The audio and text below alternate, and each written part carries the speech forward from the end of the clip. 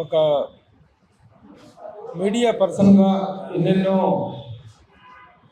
Media కార్యక్రమాల్లో పాల్గొన్న నేను ఈ రోజున నా వ్యక్తిగత జీవితానికి సంబంధించినటువంటి ఒక విషాదాన్ని మీతో షేర్ చేసుకొని జరిగిన వాస్తవాలు ఏంటనేటువంటి విషయాలు మీ ముందుకు తీసుకొచ్చే నిమిత్తం ఈ ప్రెస్ మీట్ నేను కాన్ఫరెన్స్ చేయడం జరిగింది.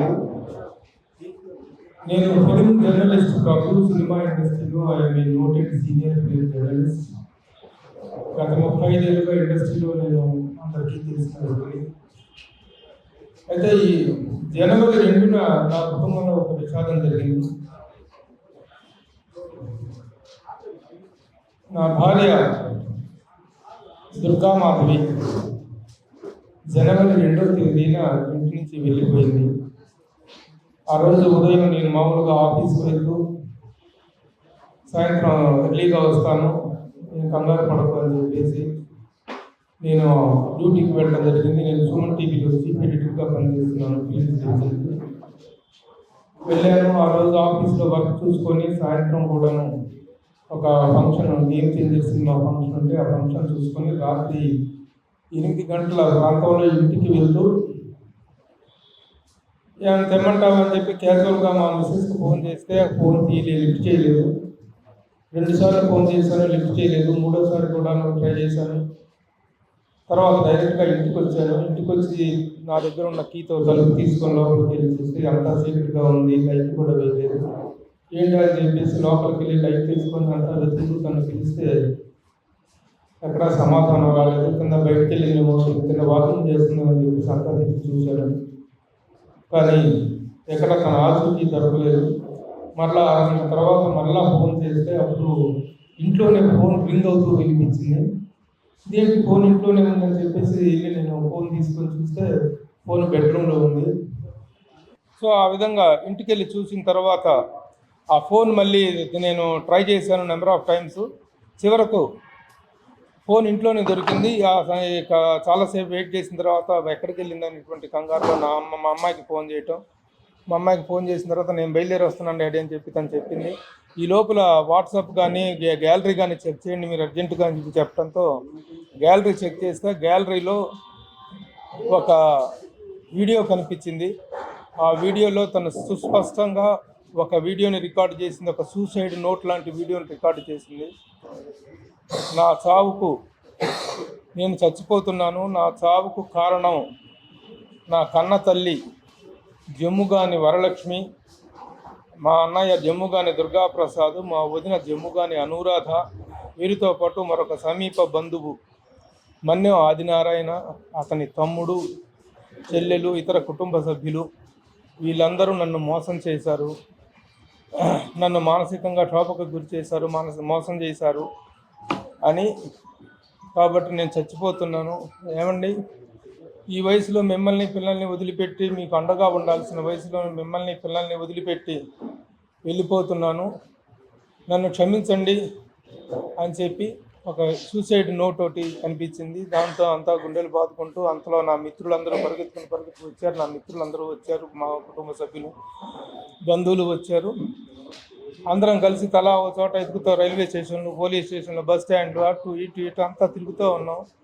ఒకవైపు ఒకళ్ళు తిరుగుతూ ఉంటే ఒకళ్ళు 11 గంటల టైంలో మేము పంజాగుట్ట పోలీస్ స్టేషన్కి వెళ్ళి పంజాగుట్ట పోలీసులకు జరిగిన విషయం వాస్తవం తెలియజేసి అక్కడ ఫిర్యాదు చేయడం జరిగింది. ఇక రాత్రి నుంచి మొత్తం అంతా వెతుకుతూనే ఉన్నాము. మరుసటి రోజు 2వ తారీఖు అయిపోయింది. 3వ తారీఖు మొత్తం వెతుకుతూనే ఉన్నాము. 3వ తారీఖు కూడా తన ఆచూకీ తెలియలేదు.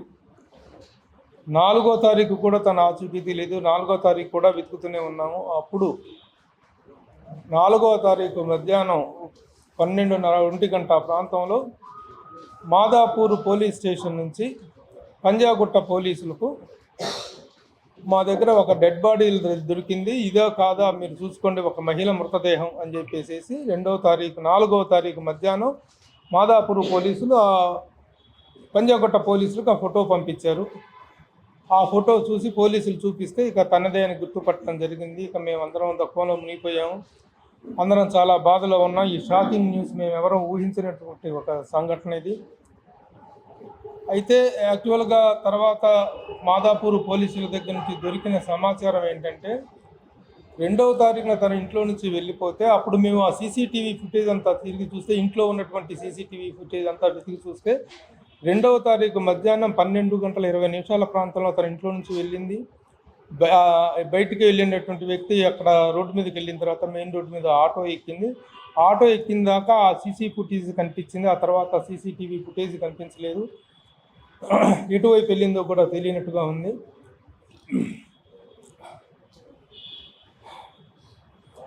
ఆ తర్వాత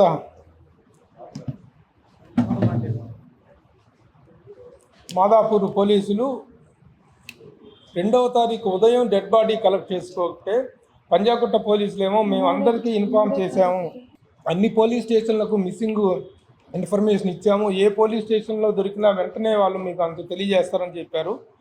అయితే మాదాపూర్ పోలీసులకి 3వ తారీఖు ఉదయం డెడ్ బాడీ దొరికితే వాళ్ళు ఆ సమాచారాన్ని ఆ రోజు సాయంత్రం మీడియాకి ప్రెస్లో అయితే చెప్పారు. డెడ్ బాడీని ఉస్మానియా ఆసుపత్రికి అయితే తరలించారు, కానీ పక్కనే ఉన్నటువంటి పంజాగుట్ట పోలీస్ స్టేషన్కి సమాచారం ఇవ్వటం జరగలేదు. మరి ఆ సమన్వయ లోపం అనేటువంటి దానివల్ల మేము మరలా 48 గంటల పాటు డెడ్ బాడీ కోసం వెతుక్కోవాల్సి వచ్చింది.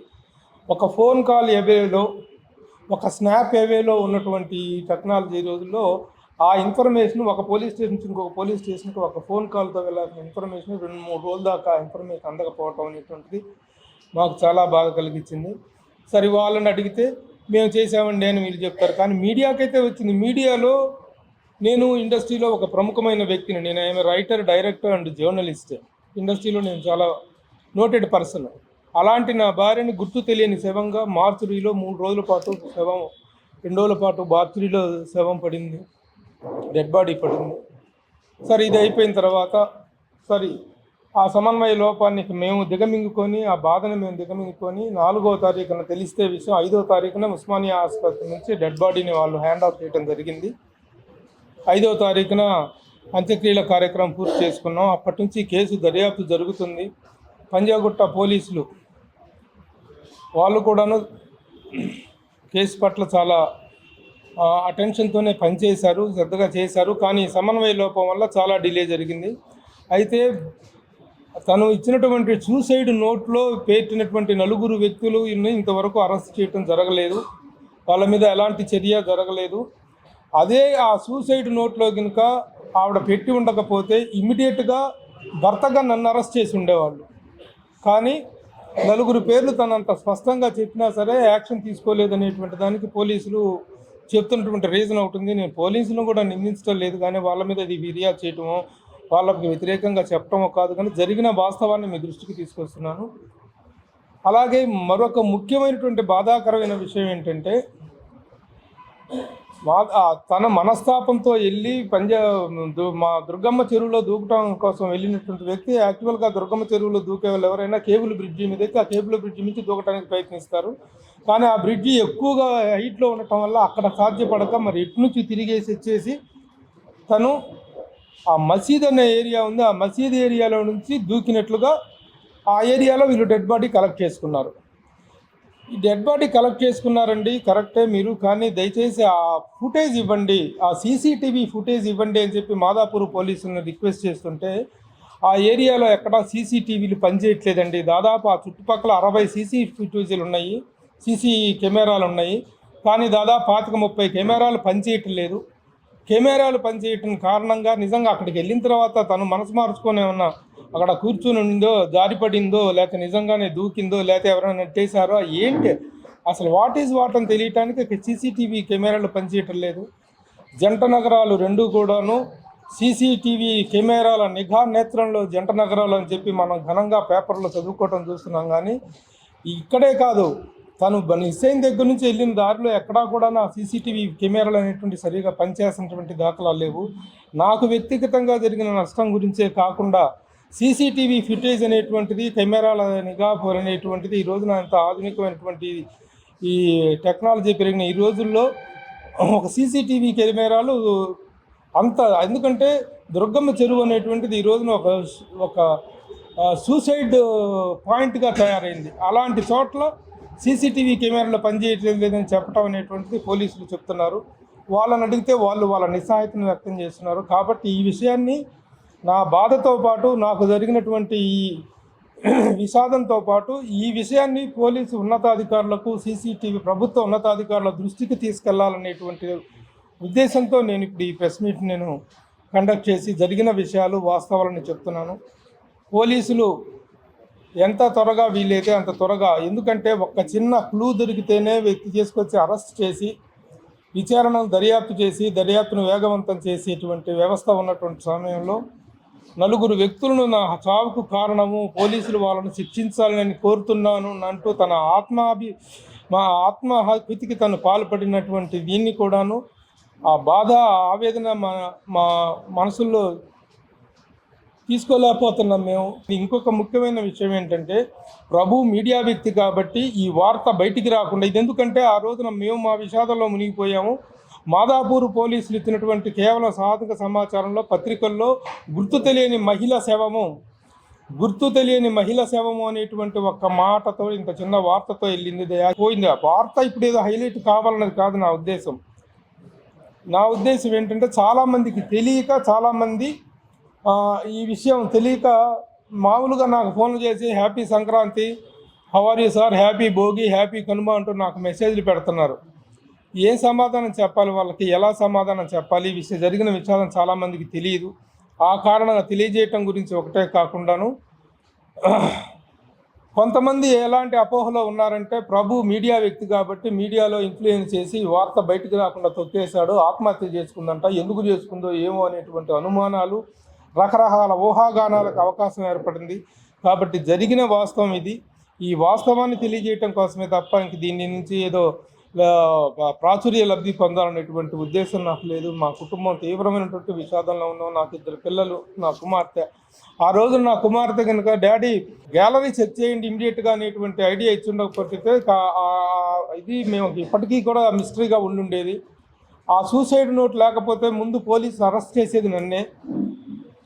కాబట్టి ఇంత చిన్న ఆధారం దొరికినా యాక్షన్ తీసుకున్నటువంటి పోలీసులు 15 రోజులు అయినా సరే ఇంకా వరకు అరెస్టులు కానీ దానికి సంబంధించినటువంటి నిందితుల మీద చర్యలు అనేటువంటిది పూనుకోకపోవటం అనేట్లు చాలా బాధ కలిగిస్తున్న విషయం.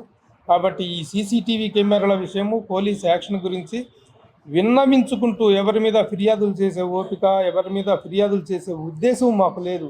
కానీ జరిగిన వాస్తవానికి సంబంధించినటువంటి చర్యలు తీసుకోవాల్సిందిగా పోలీసు వారికి విజ్ఞప్తి చేస్తున్నాను. ముఖ్యంగా సీసీటీవీ కెమెరాల విషయంలో నగరం ఇంత ప్రతిష్టాత్మకంగా డెవలప్ అయింది, ఇంత టెక్నాలజీ డెవలప్ అయిందని చెప్పుకుంటున్నాము. ఇలాంటి సమయంలో ఈ ఒక చిన్న మ్యాటర్ని బయట తెచ్చుకోలేని, వెలికి తీయలేనటువంటి పరిస్థితుల్లో మన నిఘా వ్యవస్థ ఉందనేటువంటి బాధ కలుగుతుంది. ఎందుకంటే మొన్ననే కమిషనరేట్లో అక్కడ చాలా భారీ స్థాయిలో కమాండ్ కంట్రోల్లో పోలీసు నిఘా వ్యవస్థ అనేటువంటి సీసీ కెమెరాల వ్యవస్థ అనేటువంటిది అత్యద్భుతంగా పనిచేస్తుంది అనేటువంటిది అందరము అనుకున్నాం. కానీ ఇంత చిన్న విషయంలో కూడాను క్లూస్ సంపాదించలేక కెమెరాలు మిస్ అవ్వటం అనేటువంటి దాన్ని మీద చర్యలు తీసుకోవాల్సిందిగా కోరుతున్నాను. మీరే అని అడిగితే చెప్తాను. అట్లాగే నా భార్య పెట్టిన వీడియో అది చూడండి ఒకసారి.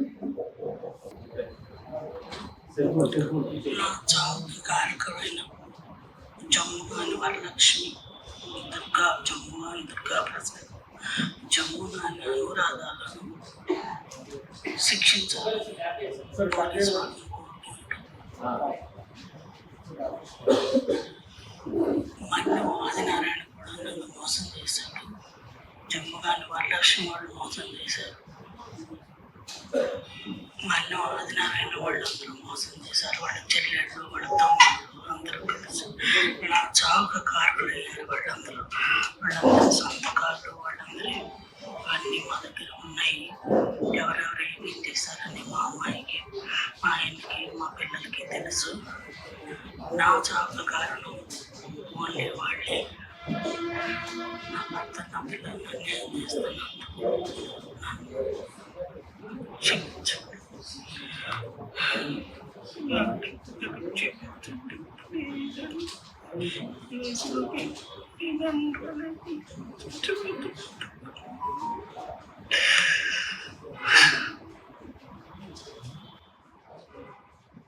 ఏమండి క్షమించండి, ఈ వయసులో మిమ్మల్ని ఒంటరిగా వదిలిపెట్టి వెళ్ళిపోతున్నాను అని చెప్పి మీకు వదిలేసినటువంటి ఆ చివరి మాటలే మా గుండెలు చీల్చేస్తున్నాయి.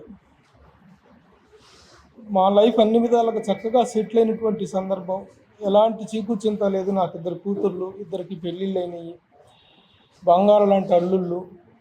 నేను మంచి పొజిషన్లో, సుమన్ టీవీలో మంచి పొజిషన్లో సీనియర్ జర్నలిస్ట్గా నాకంటూ సమాజంలో ఒక గౌరవం, ఒక గుర్తింపు ఉంది.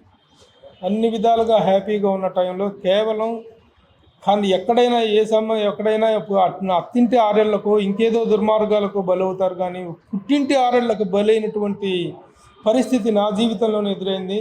నాకే ఎదురైంది. నా భార్య ఆ పుట్టింటిలో వాళ్ళ అమ్మ, వాళ్ళ నాన్న బతికుండగా, ఆయన చచ్చిపోయాడు, వాళ్ళ నాన్న బతికుండగా కూడాను ఒక డిస్పారిటీ, ఆడపిల్ల వేరు మగపిల్లాడు వేరు అనేటువంటి ఆ డిస్పారిటీని మొదటి నుంచి చూపించేవాళ్ళు. నాన్న వాళ్ళను వదిలేసేయి, మనకెందుకు, మన జీవితం, మనం హ్యాపీగా ఉన్నాం, మన పిల్లలు హ్యాపీగా ఉన్నారు, ఎందుకు వాళ్ళ గురించి ఇది చేస్తావని చెప్పేసి ఎంతగానో చెప్పినా సరే తను వాళ్ళ అమ్మ ఒక సందర్భంలో మాట్లాడినటువంటి ఒక దుర్భాషని తట్టుకోలేక, ఒక సందర్భంలో ఆస్తి పంపకాల విషయంలో అంత ఆస్తి మొత్తం కొడుకు పేరు మీద రాశాడు వాళ్ళ నాన్న. కొడుకు పేరు మీద రాస్తే నా కూతురు పెళ్ళి నేను చాలా ఘనంగా నిర్వహించుకున్నాను. ఆ పెళ్ళిలో వాళ్ళ పెత్తనము, వాళ్ళ ఆధిపత్యము లేదు. సినిమా ప్రముఖులందరూ వచ్చేసి సినిమా ఇండస్ట్రీ మొత్తం నా కూతురు పెళ్ళికి వచ్చేసారు. ఆ వైభవాన్ని చూసుకొని కన్న వాళ్ళే కుళ్ళుకొని ఆ రోజు నుంచి వెళ్ళిపోయే ఆస్తి అంతా కొడుకు పేరు మీద రాసుకున్నాడు. రాసుకుంటే నాకు అవసరం లేని నీ ఆస్తి, నాకు అవసరం లేని నీ ఆస్తి కోసం నేను ఆశపడలేదు, నేను యాచించలేదు. ఆ తరువాత వాళ్ళ ఇల్లు, ఈ మన్యం ఆంజనేయులు అనే వ్యక్తి వాళ్ళ ఇంటిని వేలం బ్యాంకీలో తాకట్టు పెడితే ఆ ఇల్లు వేలానికి వస్తే, ఆ ఇల్లు మేము పెరిగిన ఇల్లు, మా నాన్న కట్టిన ఇల్లు, మేము ఇడిపించుకుంటాను అని చెప్పేసి నా భార్య డబ్బులు కట్టి కొంత 80 లక్షల రూపాయలు అక్కడ ఇక్కడ అప్పు చేసి తీసుకొచ్చి కట్టి ఇచ్చేస్తే, ఆ వీలునామాలో రాసిన విషయం మాకు బ్యాంకు వాళ్ళు చెప్పిన దాకా తెలియదు. వీలునామాలో ఆస్తి మొత్తం కొడుకు పేరు మీద రాసేశాడు, కూతురికి చిల్లిగవ్వ కూడా లేకుండా చేశాడు. కూతురికే కాదు, తల్లి పేరు మీద ఆస్తి రాస్తే దాంట్లో కూతురికి హక్కు ఉంటుందని చెప్పేసినటువంటి దుర్బుద్ధితో, దూరాలోచనతోటి భార్య పేరు మీద కూడా ఒక్క గజం స్థలం కూడా రాయకుండా చచ్చిపోయాడు మా మామగారు. మాకు అవసరం లేదు, ఆస్తితో మాకు అవసరం లేదు. కానీ మేము వాళ్ళు కట్టిన ఇల్లు కష్టాల్లో ఉంది, బ్యాంకీలో వేలానికి వెళ్ళిపోతే పరుగు పోతుందని చెప్పి నా భార్య ఎగబడిపోయి డబ్బు కట్టి ఆ ఇంటిని విడిపిస్తే ఆ డబ్బులు మాకు కొంతకాలానికి ఇచ్చినప్పటికీ తర్వాత పెద్ద మనుషులతో పంచాయతీ చేసి మా కొడుకు పేరు మీదనే అంతా రాయటువంటి, కూతురికి పేరు మీద కూడా రాయాలి కదా, అదేం పని అని చెప్పి పెద్ద మనుషులు మందలిచ్చి ఒక స్థలాన్ని నా భార్య పేరు మీద రాసేలాగా పెద్ద మనుషులు ఒప్పందం చేశారు. ఒప్పందం చేసిన వారం రోజుల తర్వాత ఏమైంది, ఆ ఒప్పందం ప్రకారం ఆ రిజిస్ట్రేషన్ జరగాలి కదా అని నేను నా బామ్మర్దికి ఫోన్ చేసి అడిగితే, మేము ఆ ఒప్పందానికి ఒప్పుకోము, మాకు ఆ ఒప్పందం ఇష్టం లేదు, మేము రాయము అని చెప్పి ఫోన్లోనే నాతో వాదాలు చేస్తూ మా అత్తగారు చాలా పెద్ద బూతు మాట ఒకటి వాడింది. మంది సొమ్ము డాష్ అంటూ చాలా బూతు మాట వాడటంతో ఆ మాట విన్న దగ్గర నుంచి నా భార్య విపరీతమైన మానసిక క్షోభకి గురయ్యి, నేను మందికి పుట్టే ఎవరికి పుట్టాను, నేను మందిని అయితే నేను ఎవరికి పుట్టాను అనేటువంటి పాయింట్ని ట్రిగ్గర్ చేసుకొని ఇక ఎన్ని విధాలుగా తనను సముదాయించడానికి ప్రయత్నించినా తను కన్విన్స్ కాలేదు. ఆ మానసిక క్షోభ ఈ రోజున తన ఆత్మహత్యకి కారణమైంది. ఇది జరిగిన వాస్తవం. నమస్కారం. పోలీసులు ఎందుకు అరెస్ట్ చేయలేదు అని అడిగితే వాళ్ళు చెప్తుంది ఏంటంటే, 3 రోజులు హాలిడే వచ్చింది, లీగల్ ఒపీనియన్ తీసుకుంటున్నాము. ఈ కేసులో లీగల్ ఒపీనియన్ చాలా అవసరము, కాబట్టి లీగల్ ఒపీనియన్ తీసుకొని మేము చేస్తాము. మధ్యలో సెలవులు, హాలిడేస్ అవి వచ్చినాయి, త్వరలోనే చేస్తాము. ఏం అరెస్ట్ చేస్తారని ఇప్పుడు కూడా చెప్పక త్వరలో ప్రయత్నిస్తామని చెప్తున్నారు పోలీసులు, పంజాగుట్ట పోలీసులు. మాదాపూర్ పోలీసులు ఏమో వాళ్ళు కూడా స్టేట్మెంట్ తీసుకొని ఇక్కడ పోలీసులకి ఎక్స్చేంజ్ చేసినట్లున్నారు, కేసుని ఇటు బదలాయించినట్టు ఉన్నారు. సో కేసు అనేటువంటి ప్రస్తుతం పంజాగుట్ట పోలీస్ స్టేషన్లో నడుస్తుంది. కానీ మా ప్రధానమైన డిమాండ్ రెండేనండి. తను సూసైడ్ నోట్లో చెప్పిన పేర్లు ప్రకారం వాళ్ళని అరెస్ట్ చేయాలి. వాళ్ళ మీద చర్యలు తీసుకోవాలి. అది అరెస్ట్ అంటారా, అరెస్టో ఏంటి, పోలీస్ యాక్షన్ ఏంటనేటువంటిది కావాలి. జమ్ముగాని వరలక్ష్మి, జమ్ముగాని దుర్గాప్రసాద్, జమ్ముగాని అనురాధ, మన్యం ఆదినారాయణ, అతని తమ్ముడు, చెల్లెలు, వాళ్ళ పేర్లు పేర్కొనలేదు. తమ్ముడు, చెల్లెలు, కొడుకు వాళ్ళ పేర్లు పేర్కొనలేదు. వాళ్ళ కుటుంబ సభ్యులు, వాళ్ళ మీద ఇమీడియట్గా యాక్షన్ తీసుకోవాలి. అలాగే ప్రజల క్షేమం దృష్ట్యా, జరుగుతున్న నేరాల దృష్ట్యా సీసీటీవీ కెమెరాలు అనేటువంటివి ఎక్కడా నగరంలో ఎక్కడా పనిచేయటం లేదనేటువంటి దానికి ఇదే ఒక ఉదాహరణ. వాళ్ళే పోలీసులే చెప్పారు, దాదాపు ఆ చుట్టుపక్కల 60-70 కెమెరాలు ఉండండి, కాకపోతే 30 కెమెరాలు కూడా పనిచేయటం లేదండి. నేను ప్రెస్ మీట్ పెట్టి ఈ విషయాన్ని ఉన్నతాధికారుల దృష్టికి తీసుకెళ్తాను అని చెప్పి నేను పంజాగుట్ట మాదాపూర్ పోలీస్ వాళ్ళతో చెప్తే, ఆ దుర్గమ్మ చెరువు అనేటువంటిది ఒక సూసైడ్ పాయింట్ లాగా మారింది, మాకు కూడా చాలా నిస్సాయంగా ఉందండి అని చెప్పి పోలీసులు వాళ్ళ నిస్సాయత వాళ్ళు వ్యక్తం చేస్తున్నారు. కాబట్టి ఆ విషయాన్ని పోలీసుల దృష్టికి, ఉన్నతాధికారుల దృష్టికి తీసుకెళ్ళటం ఒక డిమాండ్ అయితే, వీళ్ళని శిక్షించాలనేటువంటిది మొదటి డిమాండ్ ఇదండి. నా పేరు స్పందన అండి, దుర్గామాధవి చిన్న కుమార్తె. నేను ఈ జరిగిన విషయం ఆస్తి కోసమో డబ్బు కోసమో అనే ఆ ఆలోచన, ఆ అప్రోచ్ ఈ విషయం వైపు అది కరెక్ట్ కాదు. జరిగింది ఒక అవమానం ఒక ఆడ మనిషికి.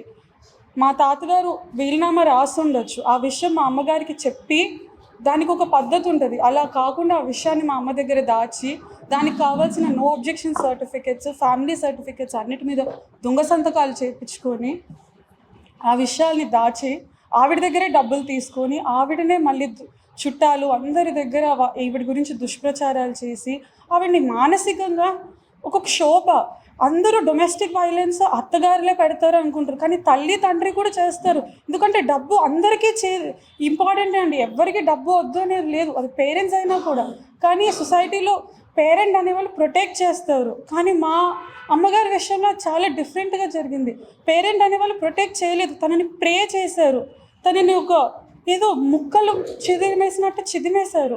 మా అమ్మగారు ఒక చాలా లైవ్లీ పర్సన్. ఆవిడ ఎవరి గురించి అయినా, ఆవిడ గురించి మీరు ఎవరినైనా అడగచ్చు, తన ఫ్రెండ్స్, తన సర్కిల్. మాధవి ఎంతో హ్యాపీగా ఉంటుంది, తనుంటే మా అందరికీ ఉత్సాహం వస్తుంది, మా బంధువుల్లో కానీ అందరూ ప్రతి ఒక్కరు అంటారు. అలాంటి మాధవిని ముక్కలు చేశారు. టాక్సిక్ పీపుల్, టాక్సిక్ రిలేటివ్స్ అనే వాళ్ళు అందరికీ ఉంటారు. ఆ లిమిట్, ఆ లైన్ అనేది ఒక్కొక్క ఫ్యామిలీలో హద్దు దాటుతూ ఉంటుంది. ఆ హద్దు దాటి ఈరోజు మాకు ఈ పరిస్థితి వచ్చింది. ఇంత జరిగి ఇంత బాధ, మేము ఈ విషయాన్ని అమ్మ బాధపడుతుంది, మీరు దీన్ని సరిచేయండి, మీరు ఈ విషయాన్ని ఏదో ఒకటి చెయ్యండి అని ఎన్నోసార్లు బతిమలాడినా కూడా, వాళ్ళ ఇంటికి వెళ్ళి ఒకసారి బతిమలాడాను, ఫోన్ చేసి బతిమలాడాను. ఏం చేయమంటావు, మా ఇష్టం, మా డబ్బులు, ఇలా. ఇది డబ్బు గురించి కాదు, ఆవిడ్ని మీరు అడిగి మోసం చేశారు, విషయం చెప్పకుండా విషయాలు దాచి. అది కదా మనస్తాపం, అది కదా బాధ. సొంత అమ్మ ఇలాగా తన మంచి కోరకుండా నా వెనకాల ఇలా చేసింది మా అమ్మ అనే బాధ తట్టుకోలేకపోయింది మా అమ్మ. డబ్బు అనేది అసలు విషయమే కాదండి, అసలు డైనమిక్ పర్సన్ అంటే అండి. కరోనా టైంలో నా భార్య చేసిన సేవ గురించి చెప్పు. కోవిడ్ టైంలో మా అమ్మగారు రోజు పొద్దున్నే లేచి ఒక 500 ఫుడ్ ప్యాకెట్స్ తన చేతితో తనే వండి 500 ఫుడ్ ప్యాకెట్స్ పట్టుకొని నిమ్స్, మన బసవతారకం హాస్పిటల్స్ దగ్గర రోజు డిస్ట్రిబ్యూట్ చేసేది. పోలీస్ వాళ్ళకి రిఫ్రెషింగ్ డ్రింక్స్ అని అన్నీ ఇచ్చి ఆవిడ ఎప్పుడు అందరికీ హెల్ప్ చేయాలని చూస్తుంది. ఆ శ్రీనగర్ కాలనీ రోడ్లు ఊడ్చుకునే వాళ్ళకి బ్లాంకెట్స్ నుంచి తనకి ఏది తోచితే, తను ఏది కరెక్ట్ అనుకుంటే అలా అందరికీ హెల్ప్ చేసేది. ఎంతోమంది మా రిలేటివ్స్లోనే వాళ్ళ కెరియర్ బాగుంటుంది, హైదరాబాద్ తీసుకొని వచ్చి వాళ్ళని సెటిల్ చేయండి అని చెప్పి ఎంతోమందిని తీసుకొని వచ్చి ఇక్కడ సెటిల్ చేసింది. డబ్బు అనేది అసలు విషయమే కాదు. ఎంతో మంచి పని చేస్తూ డబ్బుల గురించి అసలు సమస్యే కాదు. ఆవిడే కోవిడ్ టైంలో చిరంజీవి చారిటబుల్ ట్రస్ట్కి ఆవిడ 1 lakh rupees డొనేట్ చేసింది కోవిడ్ ఫండ్ కింద.